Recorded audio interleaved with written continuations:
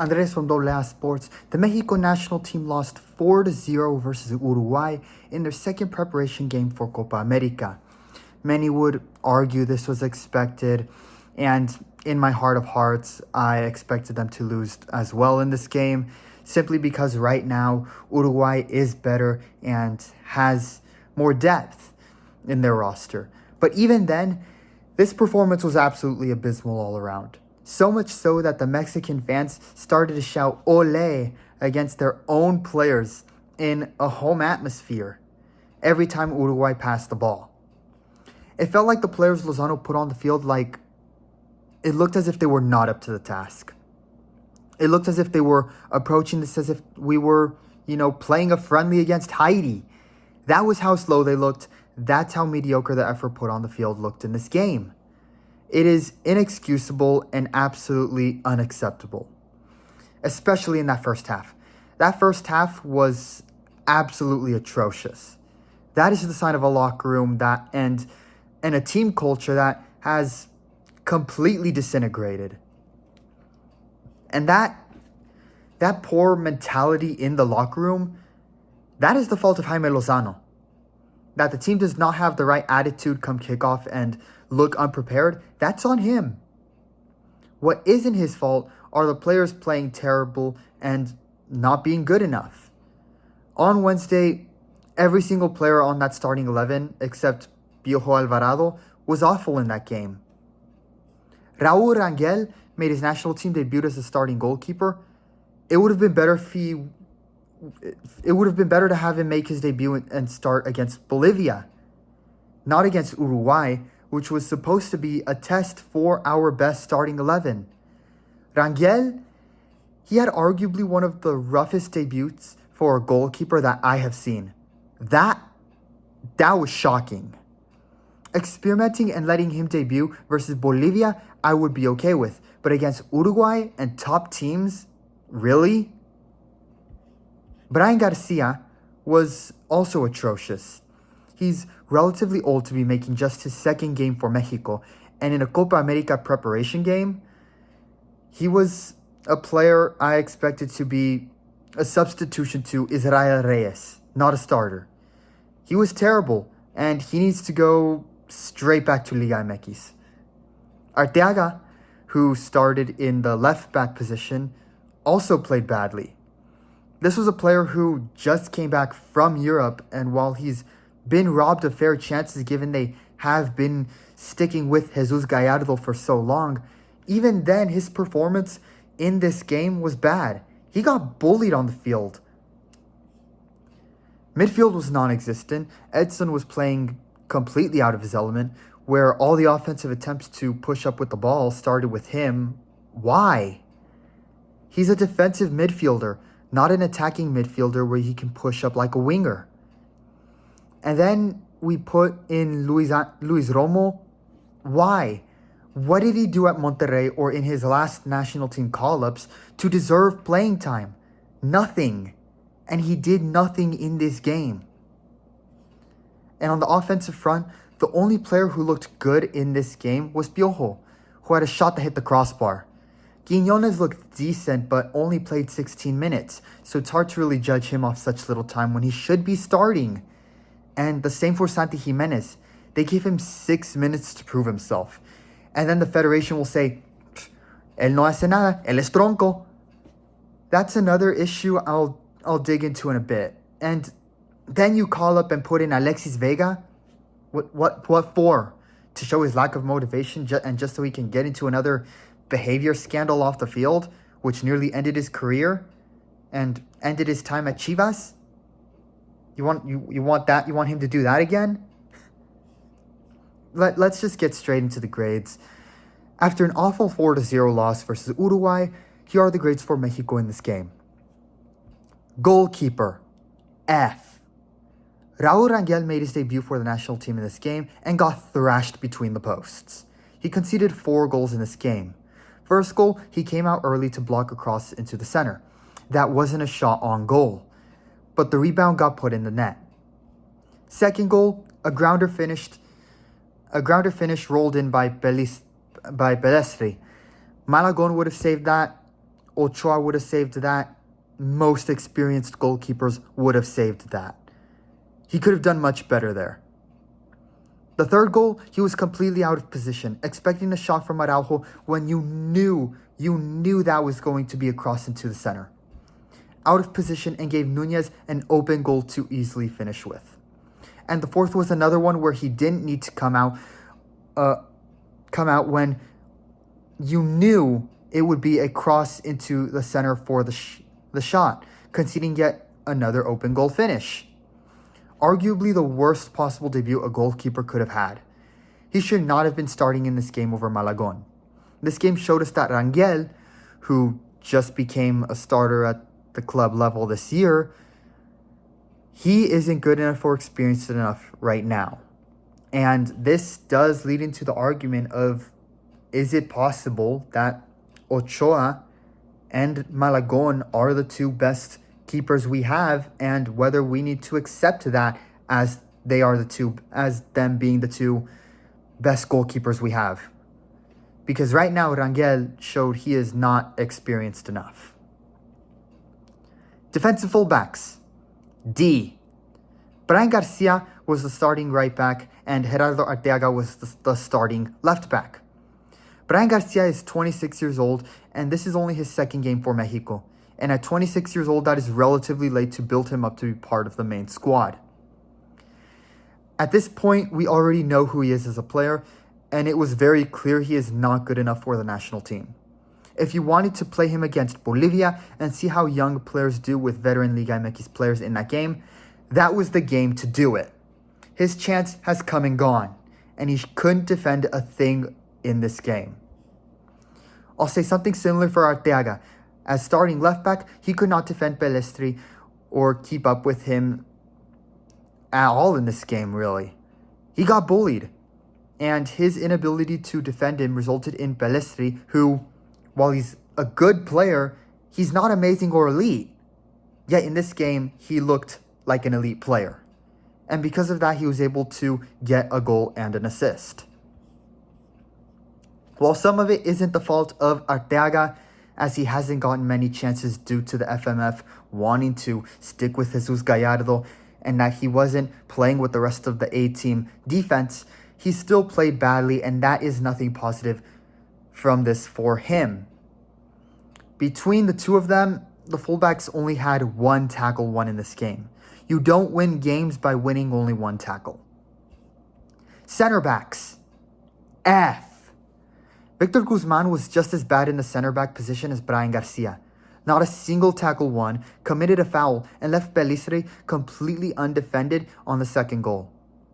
On the third goal, he looked completely slow, and Arteaga had to come up to somewhat try to stop it, but too little too late. And on the fourth, left Nunez unguarded once again. He should not be a starter at all for Mexico. Jesus Orozco, outside of winning a tackle, was non-existent in the game as well. Their poor performance made Darwin Nunez look like prime Forlan. Neither of them should start, and why they started in this game is beyond me, and entirely at the hands of Lozano and the Federation. Midfielders. F. Edson Alvarez really struggled in this game, and it was on both him and Lozano. What was Lozano's mistake was trying to make any offensive pushes forward in terms of style of play, any pushes forward with the ball revolving around Edson. That was a mistake. Edson is a defensive midfielder who, if needed, can play as a third center back. He isn't an attacking midfielder who can push up like a winger. What was on Alvarez was that the times when he did need to play defensively or maintain the ball just briefly, he made errors. He gave up a really bad pass on the second goal and was non-existent after the third goal. To make it worse for the midfield, Alvarez also had no help. Orbelin Pineda, who was starting to show better form in Athens, you did not see that at all from him in this game. Fernando Beltran, a 17-minute non-existent performance. And then you try to fix it by putting in Luis Romo and Charlie Rodriguez. Why? What good does that do?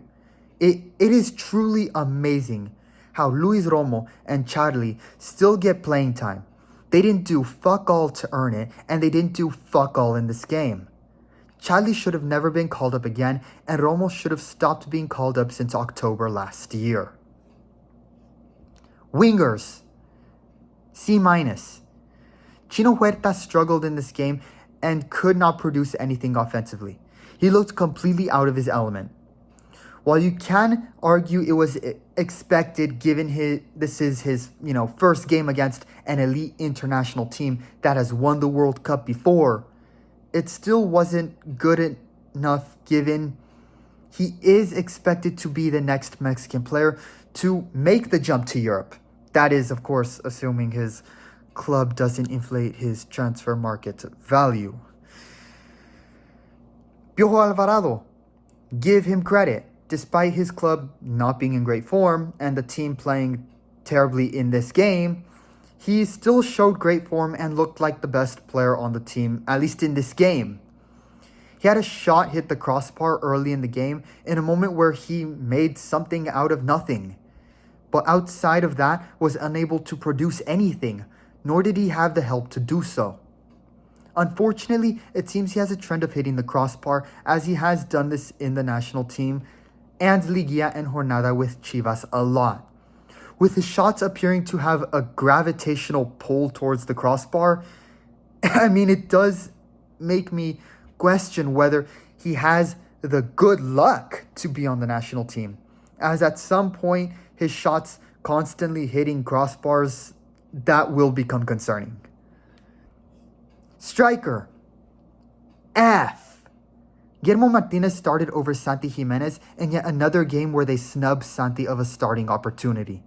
Martinez had a non-existent performance and did not contribute at all to the team, looking completely out of his element as well.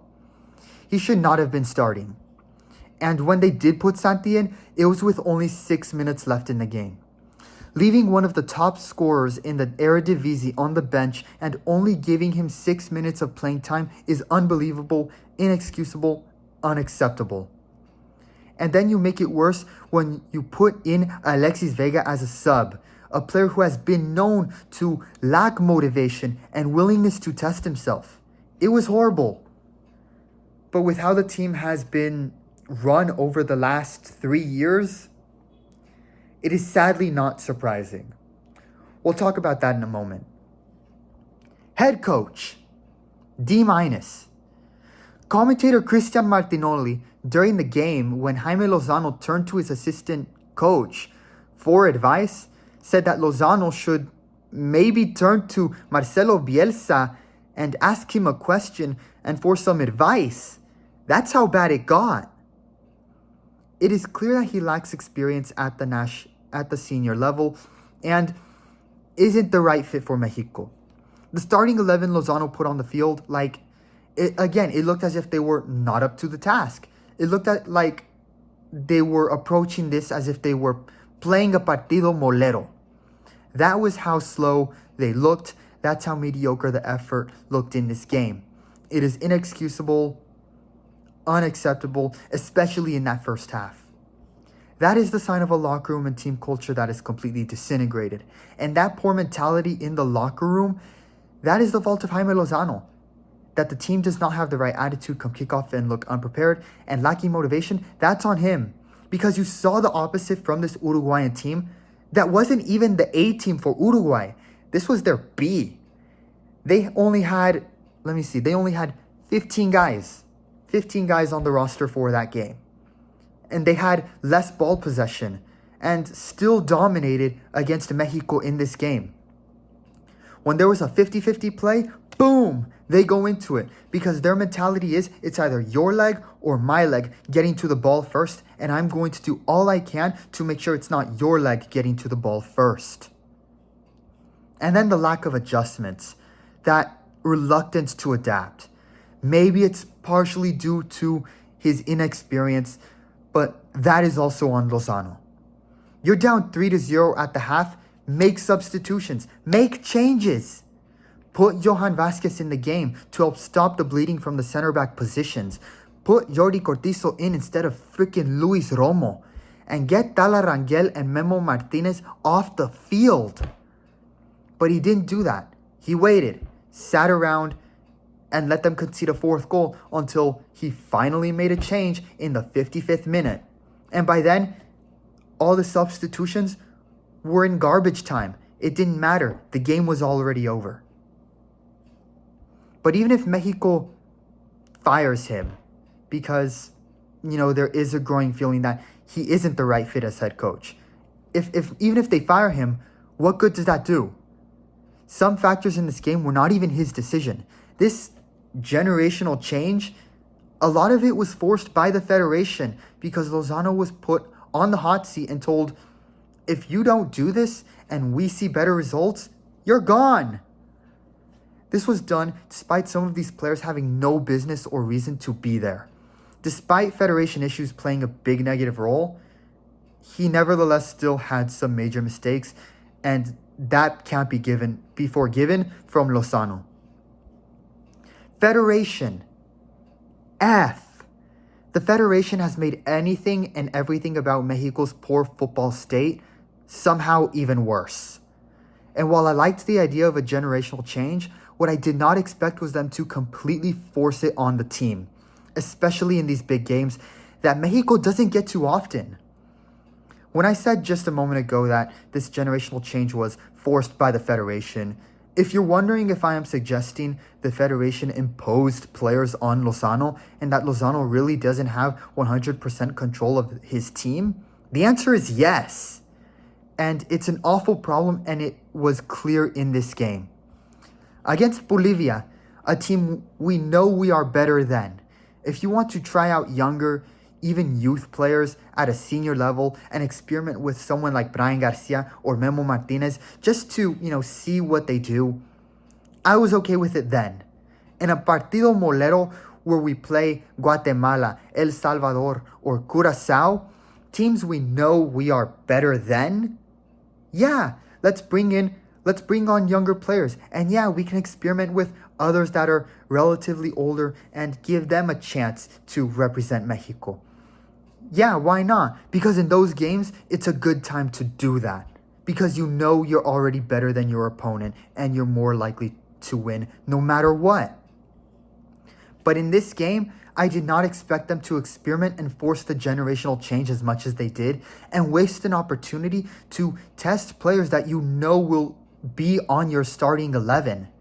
In this game versus Uruguay, this was your chance to give the players will be on your starting 11 in this tournament and even in the World Cup playing time and repetition together.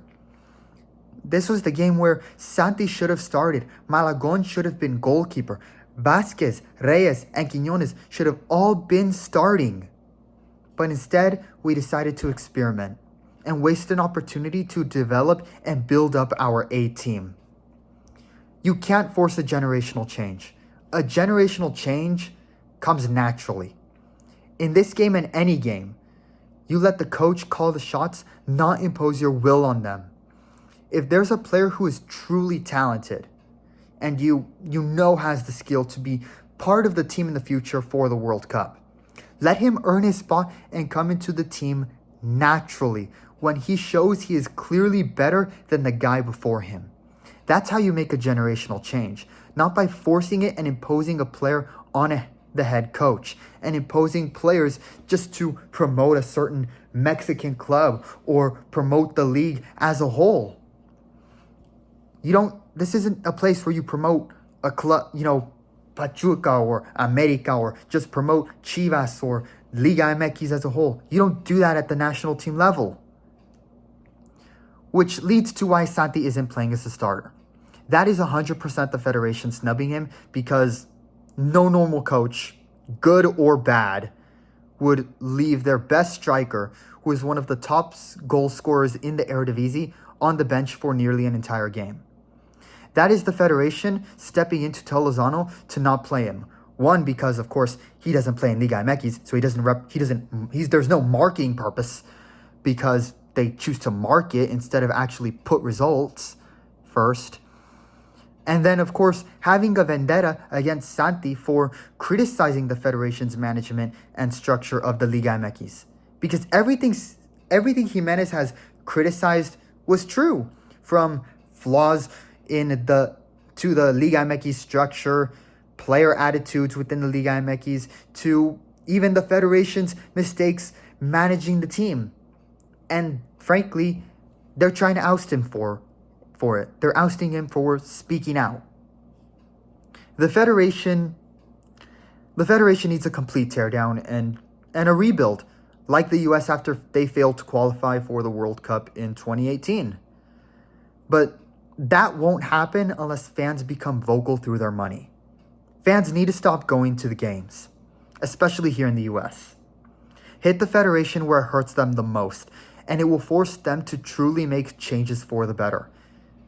If we stop going to the games, including Liga MX games, some of which will likely be here in the US as Club América will renovate Estadio Azteca, if we still go to those games, it will make them change the structure to truly put results first before money, knowing the money will follow if they put up good results. But until that happens, fans should not go to the games, especially in the US, at least until the World Cup comes in the summer of 2026.